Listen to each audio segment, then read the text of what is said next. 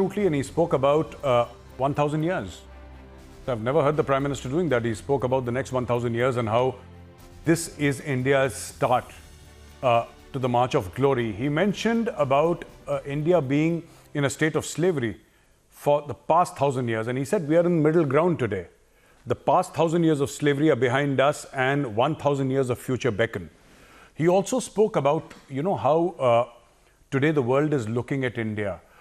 This speech of the Prime Minister, it's covered so many facets. He spoke about, I think, close to 90 minutes or so, if I'm not mistaken, and it covered so many facets. Difficult for me to amalgamate everything and tell you as a response to a question, but a very visionary speech with the world watching. And he clearly knew that the world was watching. He knew that people all over the world, whether it's Russia, the United States of America, China, everybody's watching it.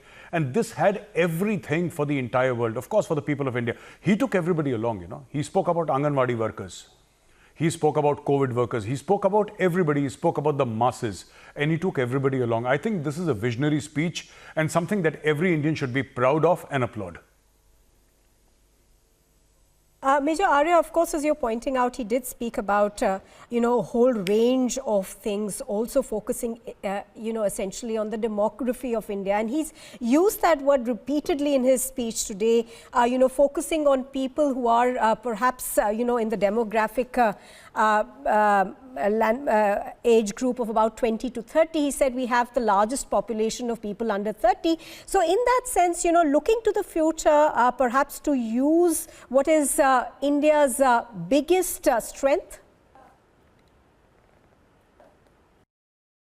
No, absolutely. This demographic bulge is something that Prime Minister Modi has been speaking about very often. And, this is the core of India's leadership in the future.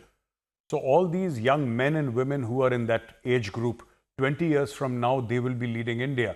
And it's important for India to nurture that talent today, our human resource development, so that these people can take pole position, they can take leadership position, and they're going to drive India's economy forward, India's politics forward, India's diplomacy forward. In every sphere of excellence, it is these youth who will take India forward. And I think that is what the Prime Minister was trying to, and he's been saying this very often. And not just the Prime Minister, I mean the world, top think tanks of the world are saying that this is amongst India's greatest powers, this ability to harness its youth as a superpower, as a prime driver of change in the future, supercharging the Indian economy, supercharging the Indian polity, and supercharging India's future. So I think that is what the Prime Minister was trying to speak about. Right, absolutely, Major Arya. Stay with us. Now, this was also as much political speech, as it is the last year of this incumbent government. Next year, there'll be a new government sworn in.